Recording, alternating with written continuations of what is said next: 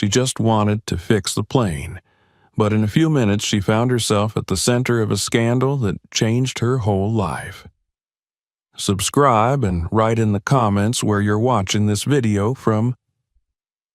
The night shift at Glenfield Private Airfield was a quiet affair, cloaked in hum and halogen. The hangars stood in formation like metallic giants beneath the pale floodlights, their bellies housing jets worth more than entire city blocks. Outside the main building, the bitter wind of the Illinois winter cut across the tarmac, slipping through the cracks in the sliding doors. Inside, Hangar 4B, alone beneath the body of a dormant Gulfstream, worked Ayla Thompson. Dressed in her navy blue mechanic's overalls, streaked with grease and speckled with cold, Ayla moved with a focus born of routine. Her dark brown skin glistened with effort under the harsh lighting, and her hair, braided into a single long rope, was tucked securely beneath a cap. Her hands, gloved in thin latex, moved with expert precision as she adjusted a panel beneath the left wing. There was no one around to see the finesse in her work, the quiet elegance of her certainty. She didn't expect applause. In places like this, no one clapped for shadows. The night was her territory. Most of the other mechanics left by 8, and Ayla had learned to prefer it that way. The hangar echoed with silence, interrupted only by the occasional clatter of tools or the distant hum of ground support carts. She could think here, work in peace, and she could double-check the work done by those who outranked her. Her shift officially began at 9, but she'd arrived an hour earlier to fix an oversight from the evening crew.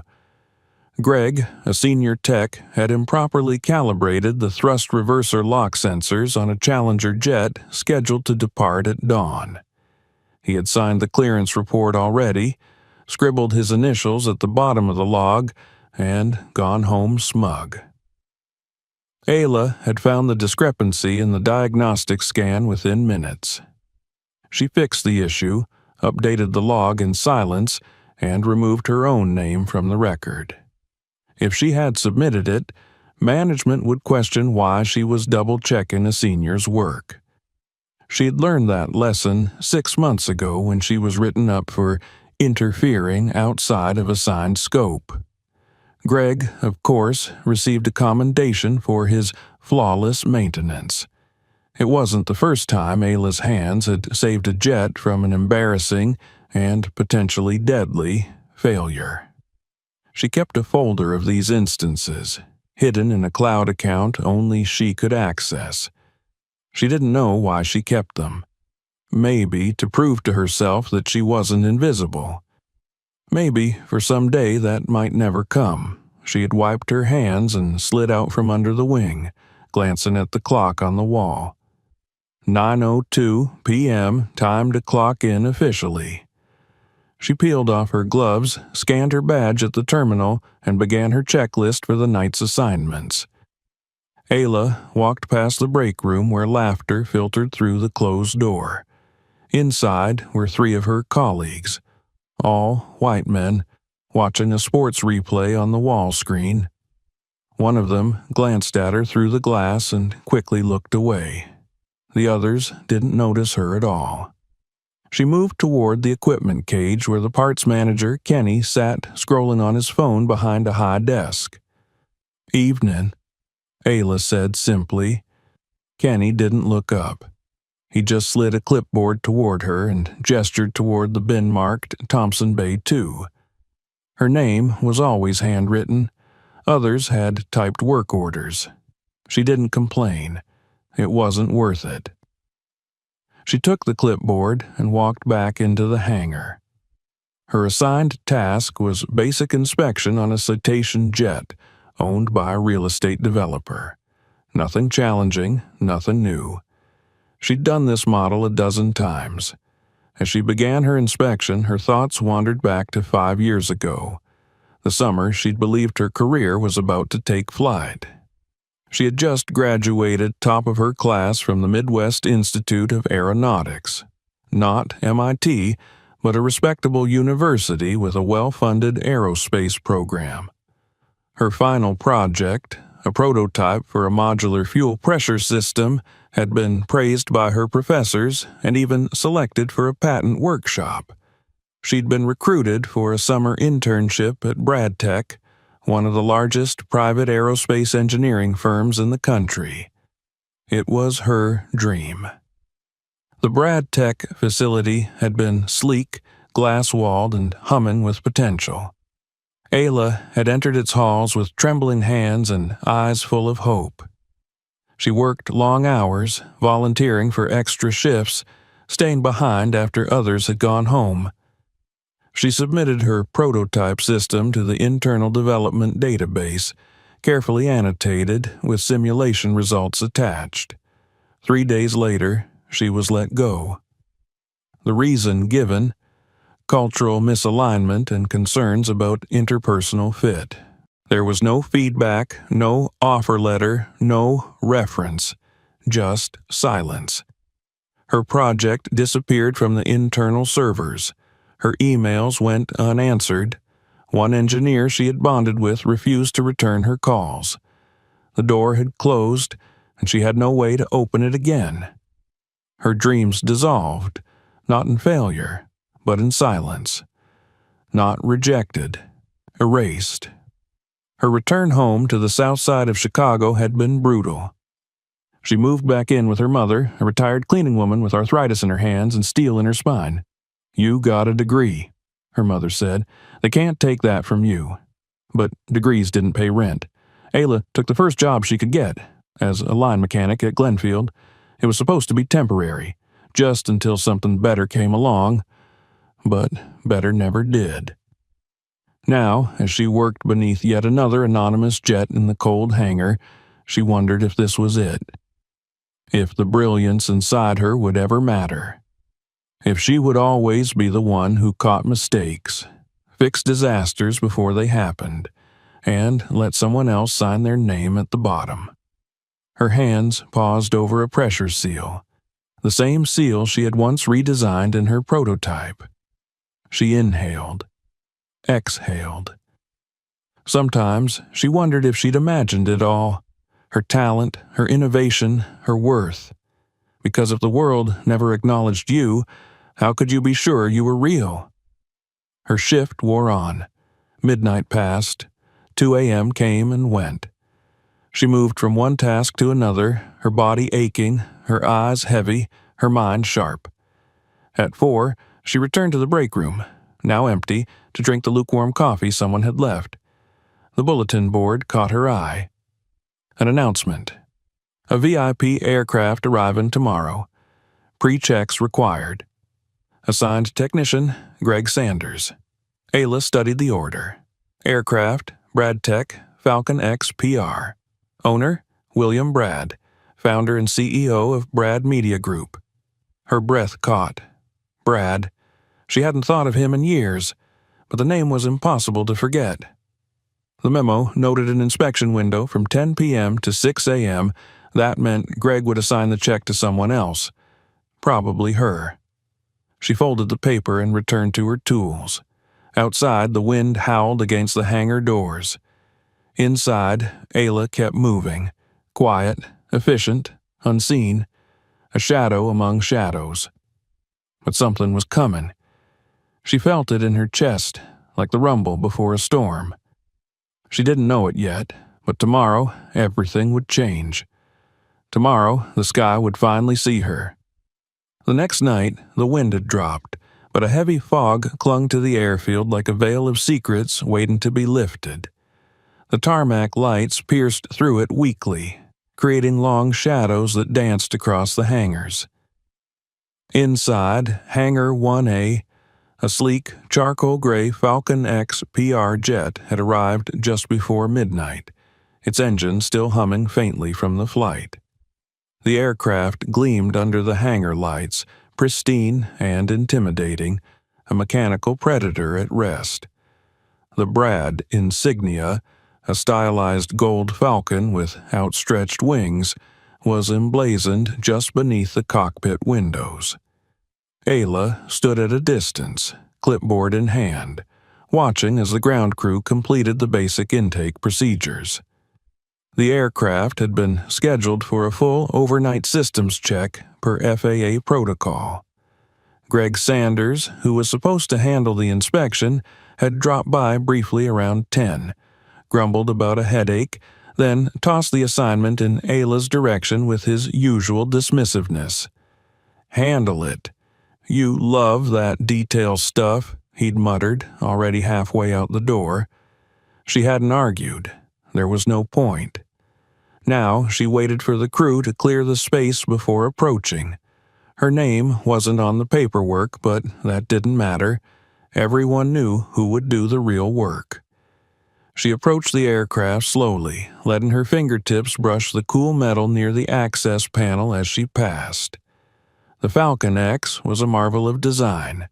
High-speed avionics, next-generation fuel regulation, and one of the most advanced atmospheric control systems ever developed. A perfect machine, and a dangerous one if anything inside it was broken.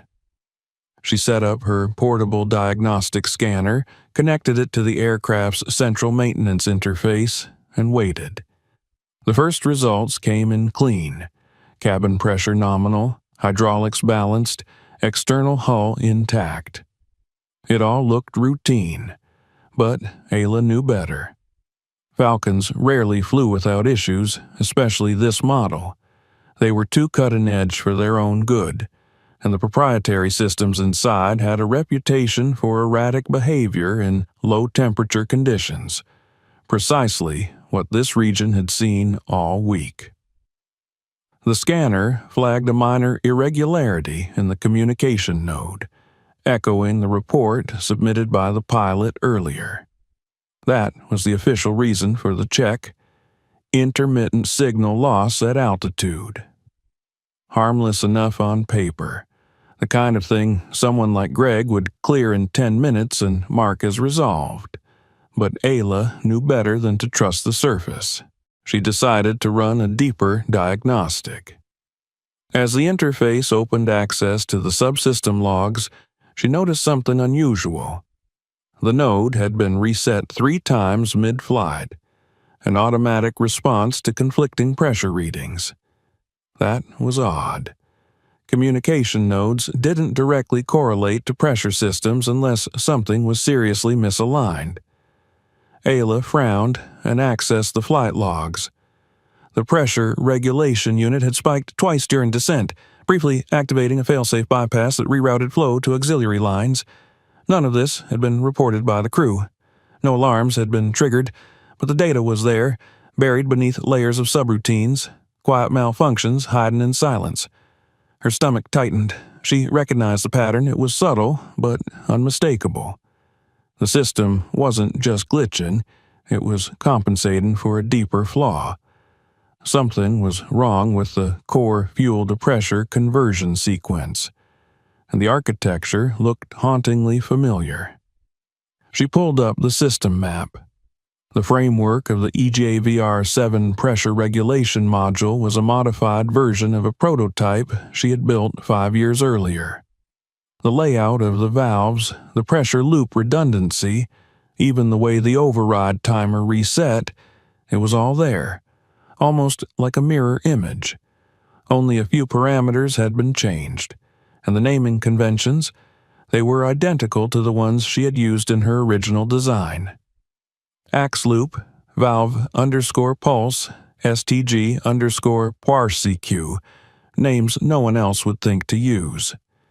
She had created those abbreviations as a young intern, dreaming of making something that could change the future of flight. Her hands froze on the console. It couldn't be. She checked the metadata. The firmware running this subsystem had a compile date of July 18th, 5 years ago, the same week she had uploaded her design to the Brad Tech internal sandbox during her internship. No reference to her name, no author signature. But she knew what she was looking at. Her code was flying this jet. She stepped back, heart pounding. If this aircraft had lifted off with the system in its current state, the cascading failures could have destabilized the entire fuel regulation process. At cruising altitude, 40,000 feet or more, that kind of pressure imbalance could cause decompression. If the override bypass failed, the results could be catastrophic. The Falcon X's failover system would kick in, yes, but at that height and at the jet's speed, the window for survival would be razor thin. Ayla took a shaky breath and turned back to the access panel. She needed to confirm it, needed to know that she wasn't overreacting, that this wasn't paranoia or pride.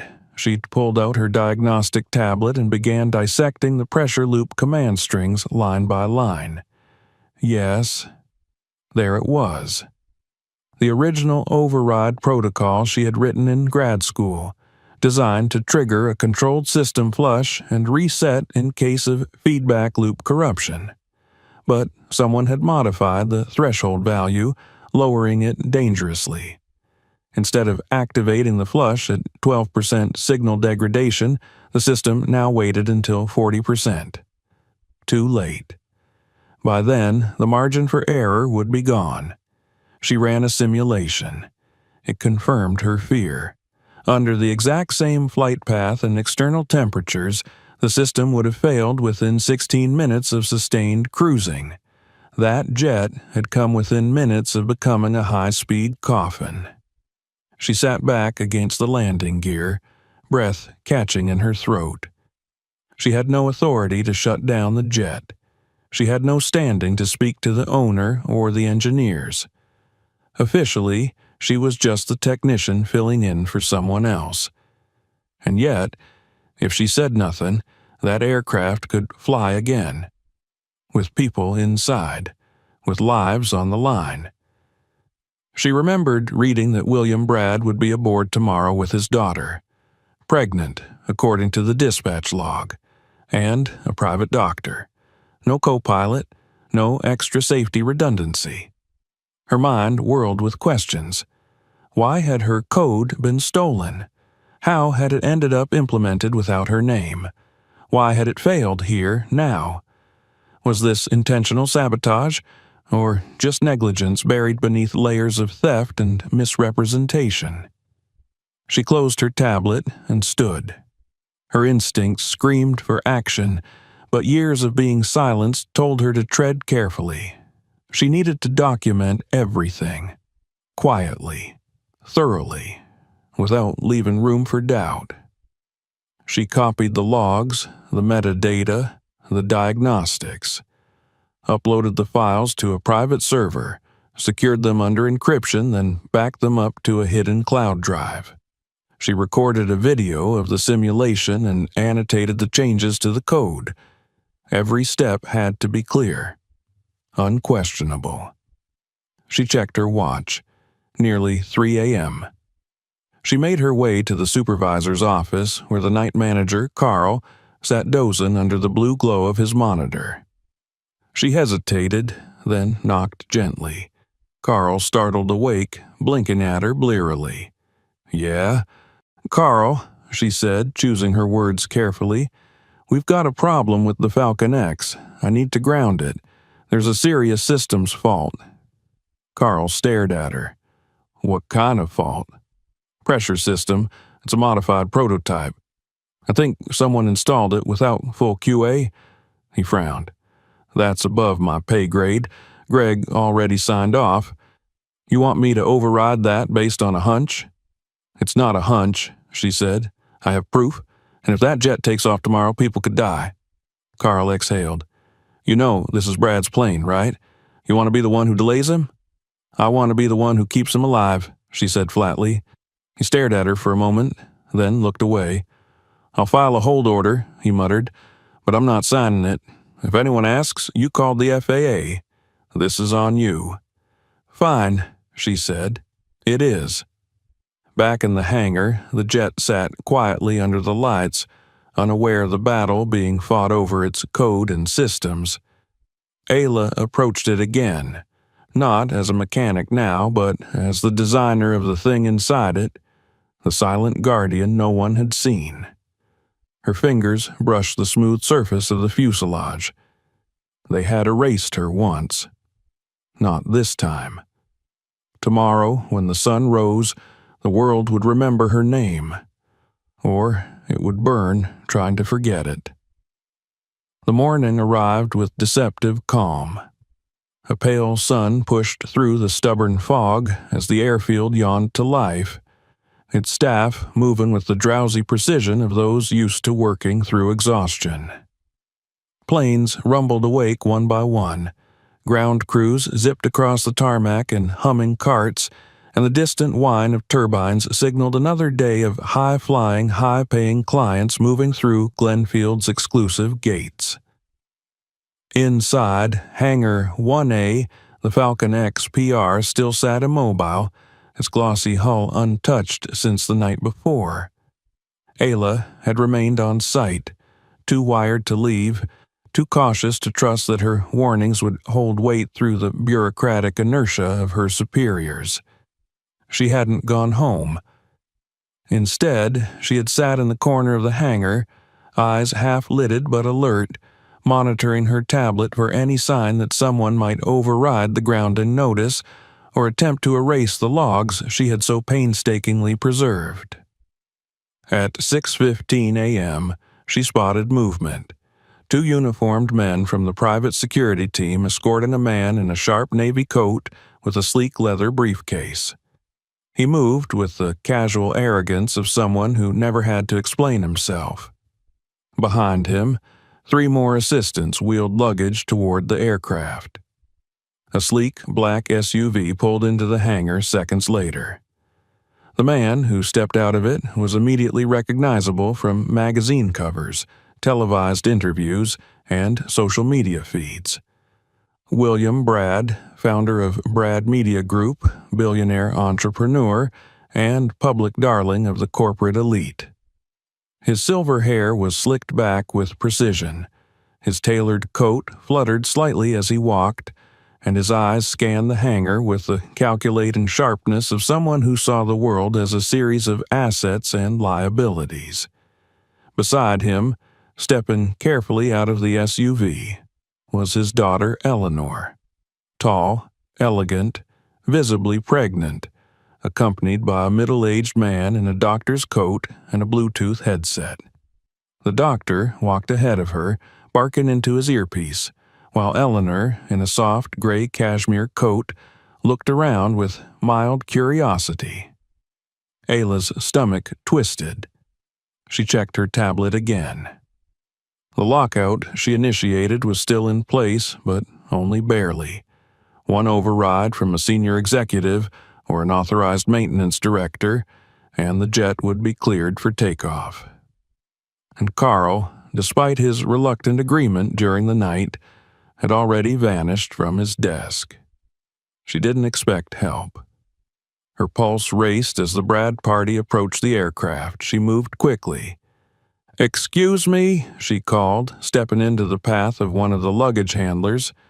"This aircraft is grounded. It can't fly until further inspection is completed." The man blinked. "We were told it was cleared this morning." "It wasn't. I'm the technician who discovered a systems anomaly. The FAA has been notified." William Brad's voice cut through the hum. "What's going on here?" The handler gestured toward Ayla. "She says the plane isn't safe to fly." Brad turned toward her, his face expressionless. "And you are?" "Ayla Thompson, senior technician. I flagged a critical fault in the pressure regulation system. It's a modified prototype that hasn't passed final certification. If this aircraft flies today, there's a significant risk of mid-air failure." Brad stared at her for a moment, eyes narrowing slightly. Then he glanced at the man in the lab coat who had stepped forward. "This true?" Brad asked. The doctor frowned. "I'm not qualified to evaluate avionics." Ayla stepped forward, drawing attention. "Sir, I have the simulation data here." She held out her tablet, hands steady despite her pounding heart. "You'll see that at 35,000 feet, the probability of a cascading failure is over 70% if the system behaves the same way it did on its last descent." Brad didn't take the tablet.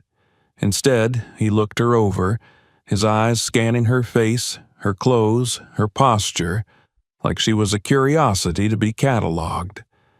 "You're saying my company's own engineers installed a faulty prototype on my jet?" he asked quietly. "Yes," Ayla said, "a prototype that was never cleared, using code written by someone who never gave permission." "And who would that be?" She paused. "Me?" He laughed, not cruelly, but with amused disbelief. "You're telling me you wrote the code that runs the Falcon X's pressure regulation system?" "Yes." He turned to his assistant. "Get Greg Sanders down here, now." Within minutes, Greg appeared at the edge of the hangar, sleep-deprived and grumpy. He looked around, clearly confused by the audience.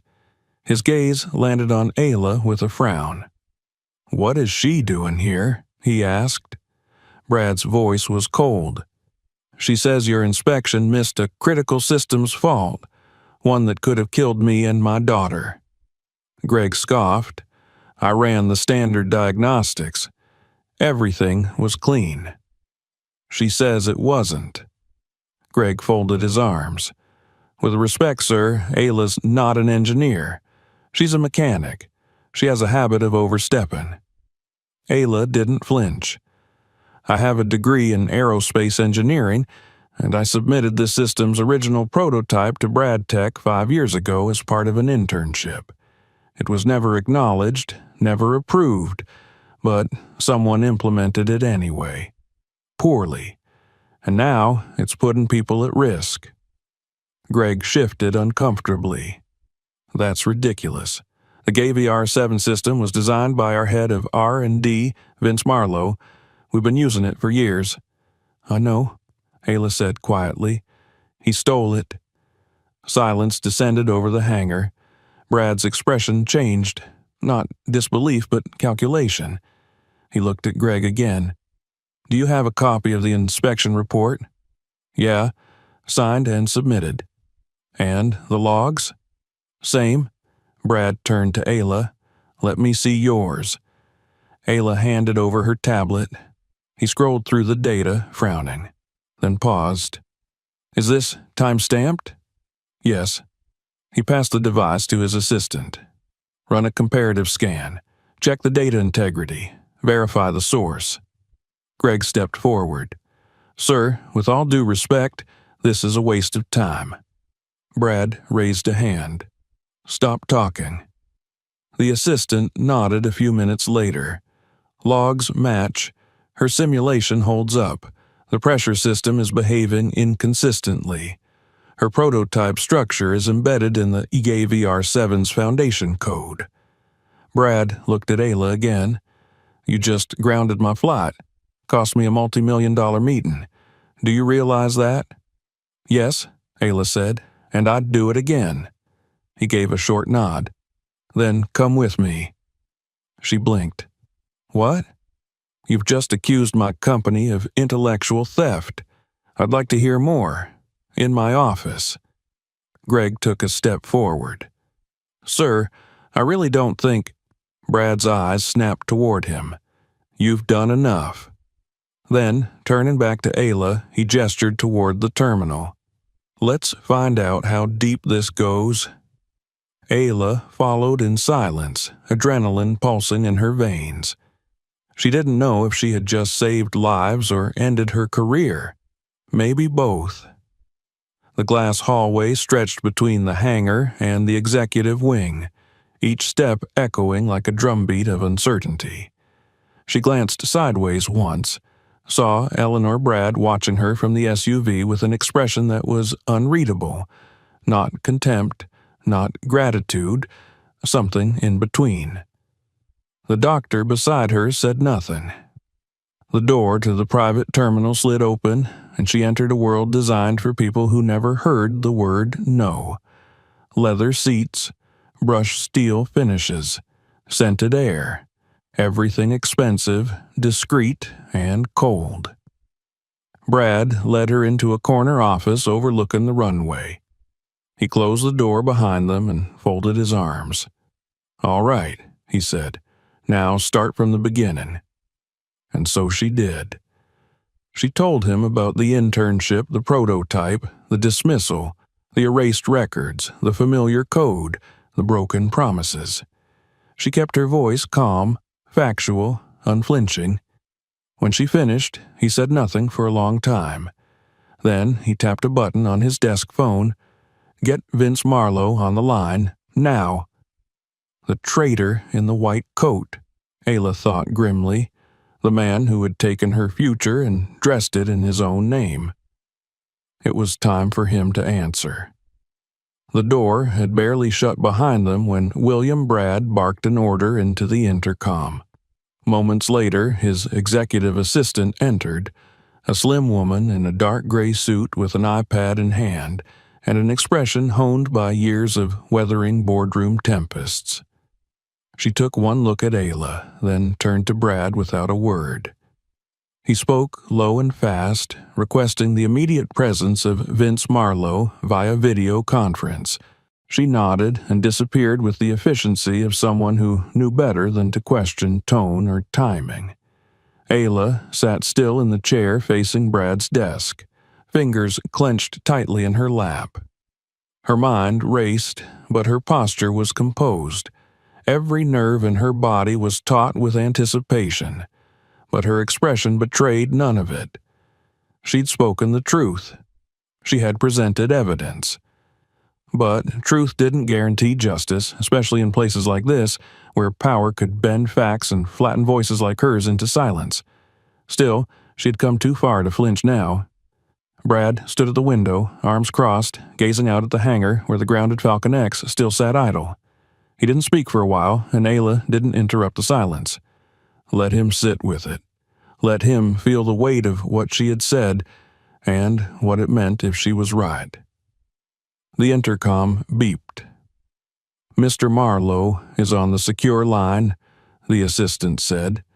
Brad walked behind his desk, pressed a key, and the wall-mounted screen lit up with the image of a man in his 50s, pale and polished, seated in a well-appointed home office. Vince Marlowe looked relaxed, though slightly annoyed at the early hour. He wore a crisp white shirt and wire-rimmed glasses, and his smile was immediate but tight when he saw Brad. "William, this better be urgent." "It is," Brad said evenly. "I need you to walk me through the development history of the GAVR-7 system, from scratch." Marlowe blinked. "Why now?" "Because I just learned the jet I was about to board was running a prototype derivative of it, and the engineer sitting in front of me claims the core of that system is her intellectual property." Vince's eyes narrowed, then shifted to the bottom corner of the screen as if registering Ayla's face. His expression didn't change, but a slight flicker, a microsecond pause, betrayed him. "I don't know what this is about," he said, voice measured, "but the GAVR-7 is our internal design. I oversaw its development 5 years ago, fully vetted, fully tested." "Then why," Brad asked, "does this technician have the original design files, with timestamps, with her unique code identifiers, and with functional architecture that matches our deployed module line by line?" "Coincidence," Vince said quickly. "Similar solutions emerge in the same field. If she interned with us, perhaps she worked on early drafts, but the system was built by my team. She says she uploaded the complete prototype to the company's sandbox, that it was flagged and erased days before she was dismissed." Marlowe's face hardened. With respect, she was let go due to team compatibility issues. She wasn't qualified to lead a project. Yet, she identified a critical failure in your system, one that could have killed me and my daughter this morning. "I find that highly unlikely." Ayla spoke for the first time. I have the logs, I have the backup files, I have the simulation data, and I have the original code, dated and digitally signed. I wrote that system. You copied it, stripped my name, and you've been profiting off it ever since. Marlowe leaned forward, his expression shifting from annoyance to something darker. This is absurd. She's a mechanic. You can't seriously believe... She's an aerospace engineer, Brad snapped, with documentation more detailed than what your team provided. Don't insult me, Vince. There was silence on the line. Then Vince straightened his shoulders as if stepping into a fight he had hoped to avoid. All right. Let's say, hypothetically, that some of her framework was included in the final system. It was never formally submitted. It was part of internal development. No patents were filed, no claims were made. It belongs to the company. So you admit it, Ayla said coldly. You stole it. You erased my record. You buried it because of who I was, where I came from, because you thought no one would ever listen to someone like me. Marlowe didn't respond. Brad leaned back in his chair, staring at the screen. You're suspended, effective immediately. Do not contact anyone at the company until we conclude our investigation. We'll be auditing all project archives, team communications, and development logs. If I find any evidence of manipulation, Vince, you're not just losing your job, you're losing your legacy. William, I suggest you hang up, Brad said, eyes like stone, before you say something else that will end up in a deposition. Marlowe's face drained of color. The call disconnected. Brad turned slowly toward Ayla, exhaling as if he'd been holding his breath for an hour. I need to verify everything, he said, but if it checks out, and from what I've seen, it likely will, then this is going to be bigger than either of us. Ayla nodded. I'm not looking for revenge, she said, but I won't let you or anyone else bury this. He studied her. What do you want? Recognition, compensation, and structural change, not just for me. He didn't blink. You've thought about this. For 5 years. Another silence stretched between them. Finally, Brad reached into a drawer, pulled out a folder, and slid it across the desk. Inside were copies of internal corporate documentation, including Marlowe's signature on system updates, project timelines, and performance bonuses, all linked to the GAY VR7. Bonuses totaling over $2 million. You're going to need legal counsel, Brad said. I'll arrange a private meeting with our general counsel this afternoon. He stood and motioned for the assistant to return. I'm not doing this out of generosity, he added. I'm doing it because if we're exposed for suppressing intellectual property, especially from a black female engineer, the damage to the company will be existential. So if I'm going to clean house, I need to know how deep the rot goes. Ayla stood as well. You'll find it goes deeper than Marlowe. Brad looked at her for a long moment, then nodded. Then we start digging.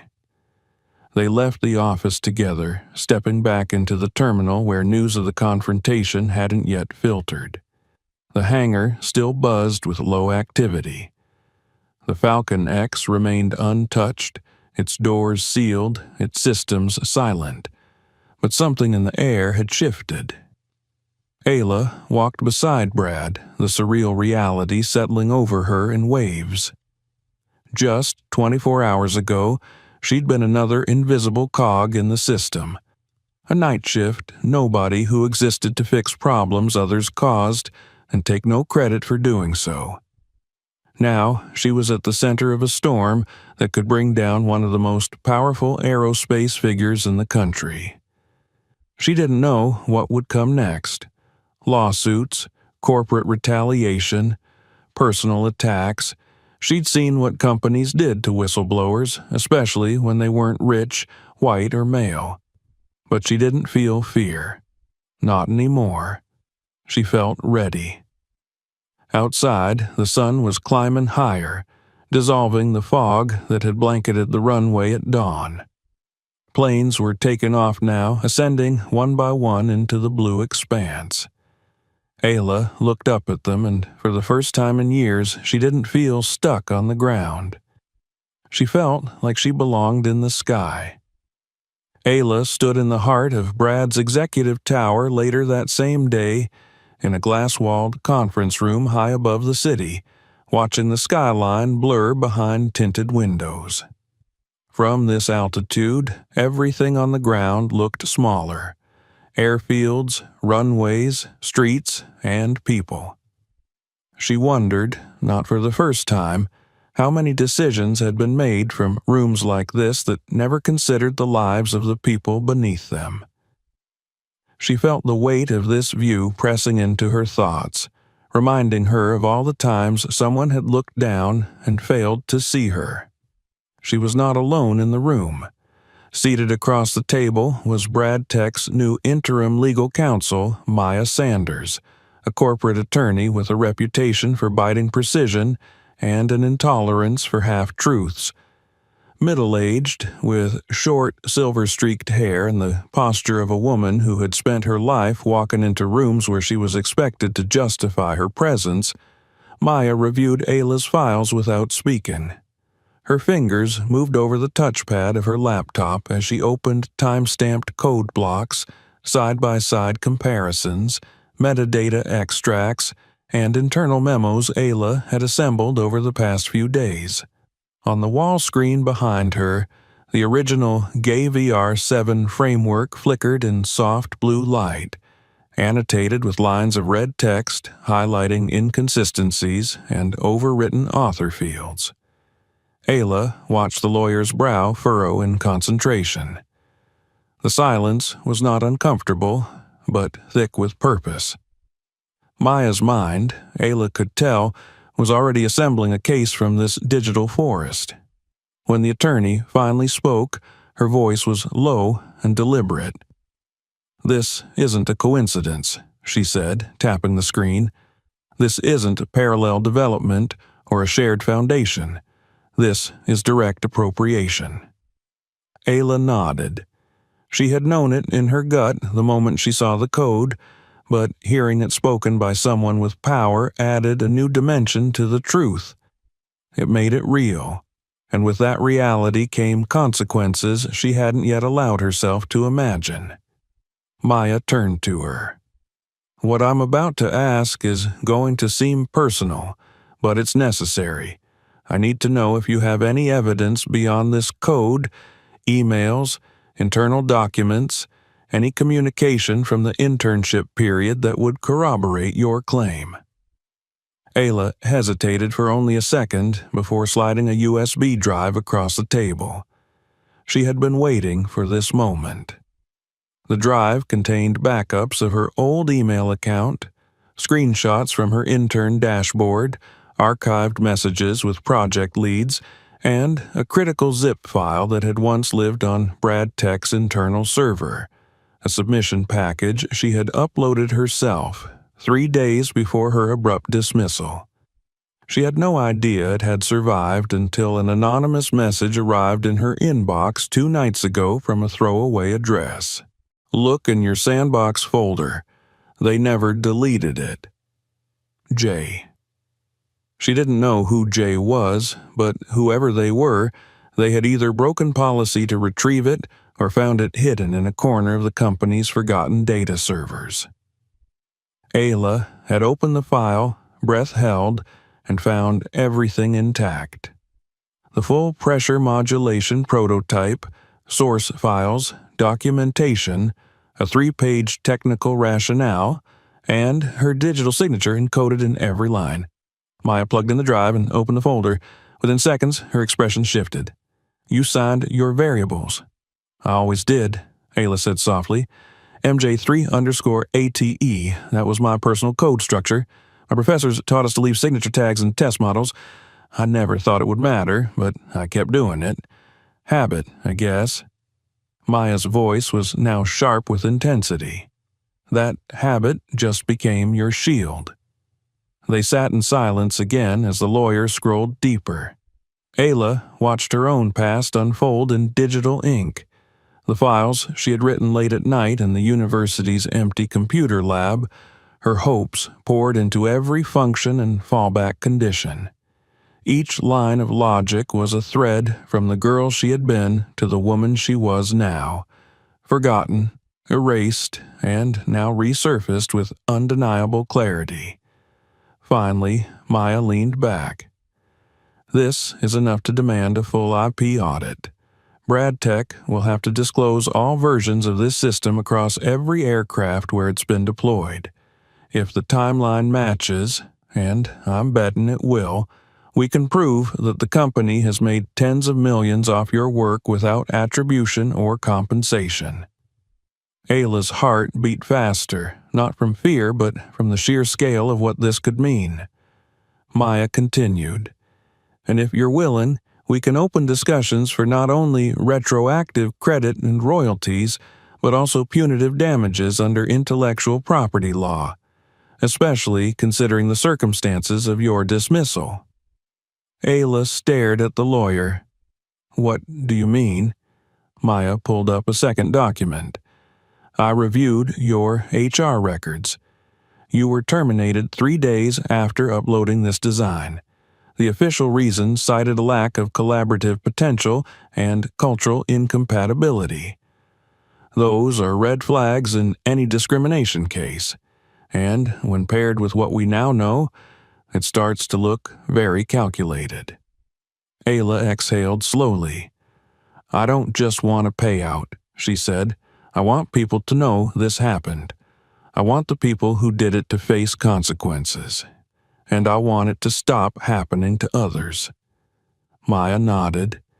"Then we do this the hard way, publicly." That evening, Ayla returned home to her small apartment, her mind heavy with the gravity of what was unfolding. She sat at her desk and opened the laptop she hadn't touched in months, the one she used only for personal projects. She stared at the screen, then opened a folder labeled Backup 2019. Inside were sketches, formulas, unfinished designs, things she had tucked away during the years of silence. She found one labeled Axiom Engine V2, an idea she had been working on before her dismissal crushed her confidence. It had the potential to reduce fuel burn by another 15%, a revolutionary leap if it ever came to life. She had let it sit untouched for years, convinced it wasn't good enough, that she wasn't good enough. But now, with everything that had happened, she looked at the file differently. It wasn't just an abandoned idea. It was a promise. Over the next few days, word of the internal investigation at BradTech began to circulate, first as whispers, then as a rising current. Vince Marlowe had gone silent, his email auto-reply citing a leave of absence. Anonymous sources inside the company began leaking details to a small but hungry tech blog that had started following Ayla's case. The story, initially ignored by major outlets, began to spread in quiet circles of engineers, tech workers, and equity advocates. One morning, Ayla opened her inbox and found a flood of messages. Most were from strangers, engineers, students, even a few interns, sharing their own stories of erased work, sudden terminations, uncredited designs. A few had receipts, time-stamped code blocks, drafts of prototypes that had been taken and released months later under someone else's name. Some were anonymous. Others signed off with hope. "You've made me believe someone might finally listen," one message read. In another, someone simply wrote, "I'm rooting for you. Don't let them win." It was the first time Ayla felt the full reach of her voice. Not because she had shouted, but because she had endured, quietly, precisely, persistently. She met with Maya again that week. The attorney had begun assembling a case file thicker than Ayla had imagined possible. There were internal memos with Marlowe's signature recommending her dismissal, dated just days after she submitted her design. There were emails between executives discussing ownership consolidation and sensitive HR transitions. There was even a comment scrawled in the margin of a printed report that read, "No one will believe it came from her anyway." It was all there, preserved like artifacts in a digital museum of suppression. When Maya placed the folder in front of her, Ayla reached for it with steady hands. "You've already won in the court of facts," Maya said. "Now we bring it to the court of consequences." As Ayla left the office that evening, her thoughts returned to the jet in the hangar, the system she had saved, and the life she had nearly lost before it ever took flight. She thought of the girl she had been, sitting in the university lab, dreaming of aircraft that could do more than just fly. They could lift people like her into places they had never been allowed to reach. Now, for the first time, she believed those dreams had never really died. They had simply been waiting. And now, they were ready to rise. The walls of Brad Tech's executive floor had grown quieter in the weeks following the internal review's initiation. What once buzzed with clipped conversations, polished laughter, and the clicking heels of executives had turned into a realm of whispers and sidelong glances. The tension was no longer below the surface. It hung in the air like static before a storm. Offices that had once been lively with business talk were now cloaked in unease. Emails were reread before being sent, conversations were held in doorways instead of conference rooms, and the coffee machine stood mostly idle. The usual rhythm of hierarchy had stuttered, offbeat, and uncertain. Ayla's presence within the building had shifted from invisible to unavoidable. When she walked through the corridors now, eyes followed her, not always in admiration, not always with welcome, but always with awareness. She wasn't just a technician anymore. She was the woman who had spoken truth into a room designed to mute voices like hers. Her name had surfaced in too many internal memos to ignore. Her story was being watched, dissected, and slowly, inevitably, respected. Brad had held to his word. The investigation, now overseen by a third-party audit firm, had already uncovered 6 additional systems where her original code architecture had been used, sometimes with minor tweaks, other times verbatim. Each discovery built a stronger case. Vince Marlowe had not acted alone. Other engineers had benefited. A pattern emerged: bright minds, mostly women, disproportionately black and brown, whose names had been erased or omitted just before their contributions were finalized. In many cases, termination followed within days or weeks of key submissions. Maya Sanders had compiled a 40-page report outlining a decade of systemic appropriation and suppression. She presented it to Brad and a small legal team during a closed-door session at headquarters. The fallout was swift. Several managers were suspended pending review. HR personnel implicated in record tampering were asked to resign. But the real confrontation still loomed ahead. It was the shareholders' meeting, scheduled for 2 weeks from that day. A gathering of the board, major investors, and public stakeholders who would expect not only answers, but vision. Brad understood the stakes. The company could no longer quietly settle the matter without reputational harm. The damage was already out in the open, and it had grown legs. Ayla sat in Brad's private conference room reviewing a printout of the proposed resolution terms for the board presentation. The document was thick and bound, filled with legal language and corporate strategy, outlines for compensatory royalty agreements, back pay initiatives, public statements of responsibility, and structural changes to company oversight. At the top was a proposed title, Equity Through Integrity. She turned to the last page. There, under Special Actions, was a proposed appointment. Director of Innovation and Inclusive Engineering, Ayla Thompson. Her breath caught. Brad stood by the window, hands in his pockets, watching a jet lift off in the distance. He hadn't said much during the meeting. He rarely did these days, speaking only when he had something sharp to carve into a conversation. "You don't have to accept it," he said without turning around. "It's yours if you want it. But it won't be easy. The board will resist it. Not openly, they're not that stupid, but in the ways they know best. Quiet exclusion, selective undermining, 1,000 paper cuts." Ayla flipped the page back, rereading the position summary. It was everything she'd once dreamed of and everything she no longer believed she needed. And yet, as she read the description, the scope, the autonomy, the authority, it struck her not as a prize, but as a tool. A lever. A way to open doors that had once slammed shut behind her. "I don't want it because it's a headline," she said. "I want it because I'll make something real with it."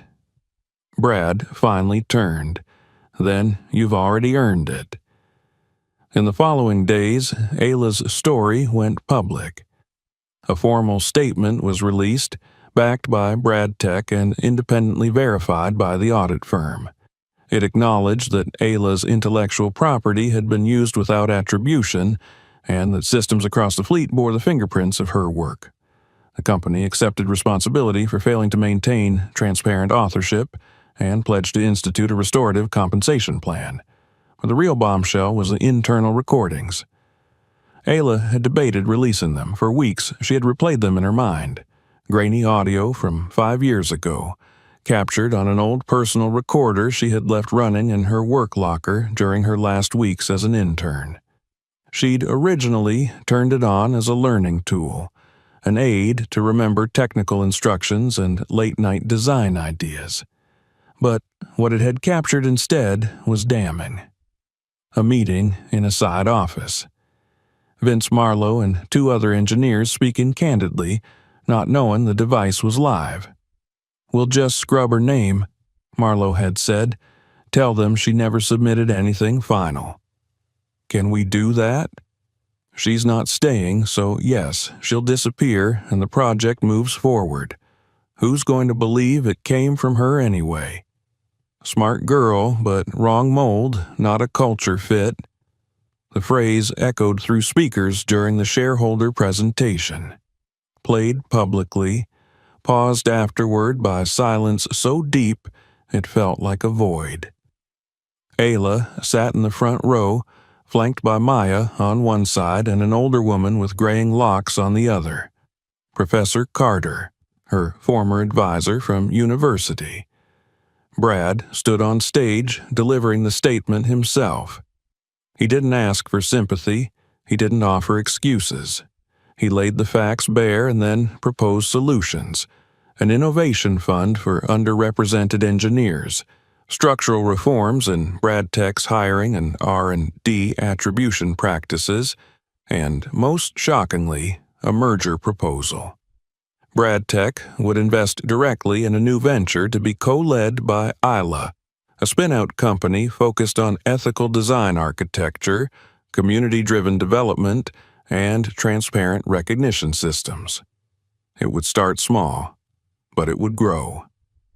Ayla had insisted on naming it not after herself, but after the principle she believed had been denied her for so long. The company would be called Core-Proof. She moved into her new office the following week. It wasn't in a tower. It was a restored warehouse in the south side of Chicago, her old neighborhood. The same streets where she'd grown up, where broken air conditioners outnumbered working ones and public schools had more metal detectors than microscopes. The same place where her mother had cleaned office buildings at night so Ayla could have light to study by. The renovation was still ongoing, but the labs were open. The staff, handpicked from hundreds of applicants, included engineers from underserved backgrounds, graduates from overlooked programs, and a few older women and men who had never been given the chance to build anything before. The atmosphere buzzed not with competition, but with collaboration. Ayla moved through the space like a current, calm, focused, electric. She wasn't the loudest voice in the room, but her presence anchored it. One afternoon, she sat in on a brainstorming session led by a shy but brilliant trans engineer named Leslie, who was presenting a novel idea for a modular flight control unit adaptable to aging aircraft. Ayla asked questions gently, never condescendingly. When Leslie finished, the room was silent for a beat, and then erupted in support. Afterward, Ayla handed her a sketch pad filled with old diagrams. "These were my early ideas," she said. "You'll find mistakes. Improve them." Leslie held the pad like it was sacred. Back at her desk, Ayla opened an email from Maya. The legal settlement with Brad Tech had closed. Retroactive royalties would be paid over a 10-year plan. An apology had been published in Aviation Today, and Vince Marlowe had resigned from all corporate boards, now facing disbarment from several professional societies. The final line of the email read, "You didn't just win. You rewrote the rules." Ayla looked up from the screen as the lab lights dimmed for the evening. Outside, the street lights flickered on, casting a soft glow over the sidewalk where children played in the distance. She remembered walking those same streets years ago, wondering if anyone like her could ever matter in a world so large. Now, her voice echoed in rooms where hers had once been silenced, and she was building new doors for the voices still waiting behind them. The anniversary came on a cool morning in late spring, the sky over Chicago a vast dome of soft, silver clouds with streaks of pale sunlight spilling between them. It had been 1 year to the day since Ayla Thompson had stopped a private jet on the tarmac at Glenfield Airfield. 1 year since a system built on silence and erasure had cracked, its fault lines exposed under the weight of the truth she had carried for half a decade. 1 year since she had stood alone in a hangar and refused to let her voice be lost to the noise of those who had tried to forget her. Now, she stood in the center of a wide room flooded with natural light, its tall windows opening to the same streets where she had once walked as a teenager, backpack slung over her shoulders, wondering if the world would ever notice someone like her. The room was part of the Core-Proof Innovation Center, a building that had once been an abandoned tool factory and was now a hub of ideas and possibilities. Around her, young engineers and community leaders gathered, waiting for the event to begin. It wasn't a gala. There was no orchestra or velvet rope. There were folding chairs and standing tables and mismatched mugs of coffee. And there was electricity, not the kind that came through wires, but the kind that surged through eyes when dreams started to feel real. The room filled with voices, soft laughter, rustling pages, and quiet nervous energy. On the far wall hung a banner made by local high school students. "Innovation belongs to everyone." Beneath it stood a sleek black pedestal, and atop it rested the prototype engine her team had spent the last 9 months building, a propulsion system so efficient it had already attracted interest from commercial aviation leaders. The casing was transparent, the core mechanisms exposed like veins in a crystal, and at its base a small plaque read simply, "Designed and developed by the Core-Proof team." Ayla stood beside the engine, dressed in her usual dark jeans and collared shirt, her badge clipped casually to her pocket.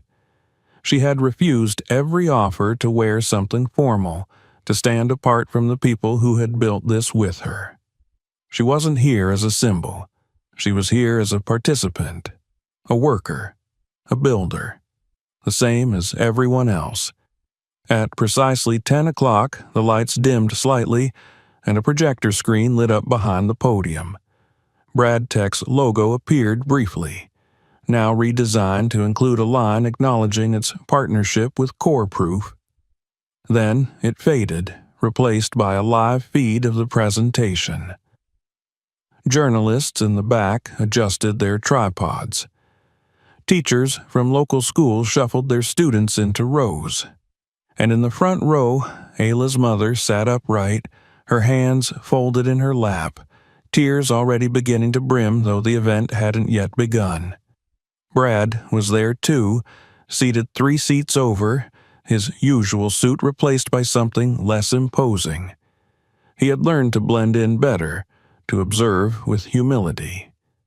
His expression was calm, almost unreadable, but Ayla had come to recognize the subtle shifts in his posture. He wasn't comfortable in this space, not entirely, but he respected it. That was enough. Maya Sanders arrived moments before the opening remarks, nodding at Ayla before taking a quiet seat near the exit. She no longer needed to lead with authority.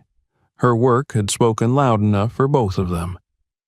Ayla stepped onto the small platform, adjusted the microphone, and took a breath. Her voice, when it came, was steady but not rehearsed. She had refused to write a script. "A year ago," she began, "I was standing next to a jet that wasn't safe to fly. The people around me didn't know it, or didn't want to know it, but I did, and I spoke up." She paused, letting the words settle. "What most people don't know is that I wasn't just trying to protect a jet. I was trying to protect the work of a younger version of myself, a girl who stayed late in college labs, who fixed machines in her mother's kitchen, who believed that if she just worked hard enough, someone would notice." She glanced down at her mother, who now wiped her cheek silently. "But the truth is, working hard isn't enough. Not when the system you're in is built to forget you. Not when your voice is the one least expected to speak." There was a stillness in the room now. No clicks of pens, no shuffling feet. "This engine," Ayla said, gesturing toward the prototype behind her, "wasn't built by one person. It was built by a team. A team that includes people who were told they weren't smart enough, weren't serious enough, weren't the right fit. This engine was designed by people who had been rejected, underestimated, and overlooked. And because of that, it does something extraordinary. It breaks every model the experts predicted, and it does it by being different." Applause rose, not thunderous but deep and resonant. Ayla waited, then continued. "I didn't start Core Proof to get revenge. I started it because justice isn't just about one person winning. It's about making sure no one else loses the way I did. It's about changing the structure so talent doesn't need to scream to be heard. It's about making sure that the next 10-year-old girl who loves machines doesn't have to wonder if she belongs in the room." More applause, louder this time, but Ayla didn't smile. Not yet. "We talk a lot about dreams in rooms like this," she said, "but dreams don't grow in isolation. They grow in places that nurture them, schools that don't give up on their students, communities that share what little they have, mentors who see not just what someone is, but who they could become." She looked around the room, at the students, at the engineers, at the janitor who had come in on his day off just to see what was being launched. "Real justice," she said, "isn't when someone like me makes it to the top. It's when the top opens up so wide that no one has to climb so far just to be treated fairly. That's the future we're building here.